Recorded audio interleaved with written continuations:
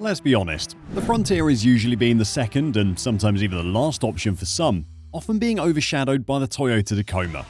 But not anymore. There is a growing demand for a simple truck that just does what it needs to do, without all the extra useless features. Nissan just did that, and giant companies like Toyota can't do the same. That is why Toyota always chooses to collaborate with Nissan on big projects. But now they'll be rivals, and this will change everything for us. So here is everything you need to know about the new Frontier that shocked everyone. Going back to basics. We all know that the Tacoma has been leading the market for such a long time, maybe even longer than it should. We say this because the new models are just so full of features that, if we're being honest, most of us don't actually use them. So instead of doing the same, Nissan is flipping the script. Everything about the new model is based on simplicity. They don't want you to be confused and buy additional features because they can't do that. That only works for already established and leading brands like the Tacoma, because think about it, you don't buy a Nissan to boost your ego and look cool, right? By making it simpler, many people would know what the Frontier is really about, and they would target only a specific type of customer that they want, so they can actually provide what their buyers really need the most. A smart move because, as the saying goes, don't bite off what you can't chew. But most of all, what this means is that the price will be cheaper. They'll have less demand, therefore better availability and a better experience for us. But we'll talk about this in depth later on, because this decision of sticking to the basics defines almost everything about this truck, and you'll be surprised by how they did it, because it surprised us. The effects are not all good, especially when it comes to the inside of the truck, unlike the exterior design, especially on the Hardbody edition. But that is totally objective, and you should decide what you think, so let's get into the details.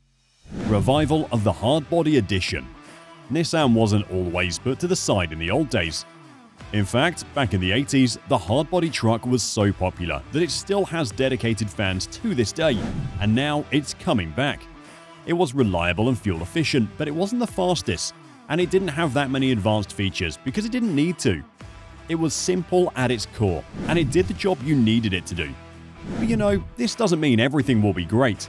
These days, every company is reviving or designing a retro car, but what makes this one different is that they stuck to what worked, beyond just the design. They started with a production spec Frontier SL, the new package that offers maximum and premium features. It's a 4x4, and it has a suspension that is much stiffer and a little bit lower to make it feel sportier and for better cornering abilities. And it has so much protective armor with a clearance of 10.1 inches, so I would have to tell you that this trim is designed to be an off-roader. But things get really interesting with the exterior. Exterior design. The first thing that catches your eye is the blackout look on the bumpers, door handles, bed rails, and fender flares, just like the original.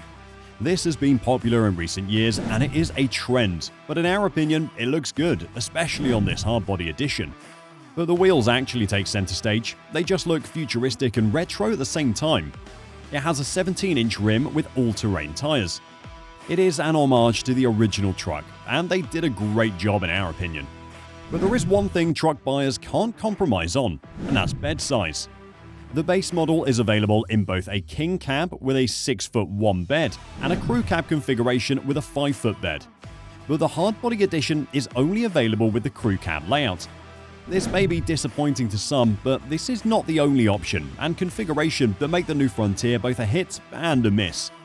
We'll talk about each detail, such as the engine, towing, and transmission later on. But now we have to tell you about what made a lot of people mad. Interior design. Again, we can't say objectively if it is bad or not, so you do that. The strategy of keeping it simple continues on the interior too. It has a 9-inch display at the center, and it has everything necessary. The seats are made of leather and come with optional heating and ventilating features. The only thing you might not like is the plastic everywhere. This might not be a big deal to some, but it just makes it look a bit cheap. It could be a way to make it actually cheap and affordable. But that is not all. The new model has so many other improvements. It comes with the new Safety Suite package and the best and latest Nissan has to offer. And it is spacious with the famous zero-gravity seats. These are all the great things, and we're not just saying this out of nowhere. The new model has reduced noise by 80% compared to the previous one. Plus, it has a new and improved steering system. All this combined makes the Frontier actually great overall, even though some people might not like the plastic feel, but that is just the price you have to pay. We have said so much about the design, but now let's talk about its capabilities and power. Engine option. We didn't say a lot about the engines of this truck because there isn't a lot to talk about. It's as simple as it gets. There is only one option. It is a V6 engine that generates 310 horsepower and 281 pound-feet of torque, and it does not use a hybrid system. This is good because we don't have to worry about new and unproven technologies, and it just makes the experience much easier for us.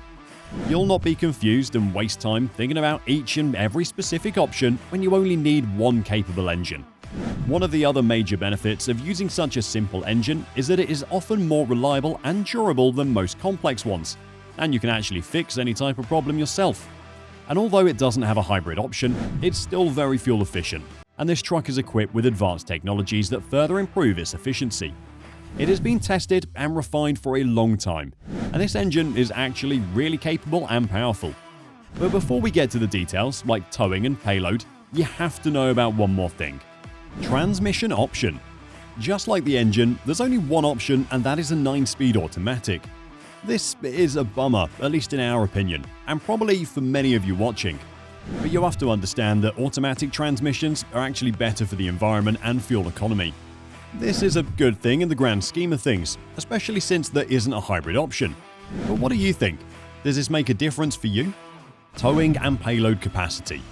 This truck is equipped with a very powerful engine, but that's not the only thing that determines towing and payload. And this truck is capable of towing 6,720 pounds and 1,610 pounds. There's not much of a difference when compared to the Tacoma. But there is about an 800-pound difference with the Ford Ranger, and being a few pounds short might mean you'll not be able to take things you actually want on your road trip, or wherever you want to go. You know what works for you, and it will depend on you. We've talked about almost everything except for the numbers. So the price. The Hardbody edition is available for a price of $42,000, and the base models start at $32,000, which is a very competitive price, especially compared to its main rivals. It is a great value for its money, even with all the drawbacks we talked about, because this truck answers most of the essentials. And while it may not be the cheapest option, it is very capable and well designed to be durable and reliable. This is a truck that takes things differently, and if you want to be unique and at the same time buy something practical without all the extra and useful stuff, you should get one. In our opinion, this truck has a high potential for disrupting the market and might even attract a lot of enthusiasts and collectors.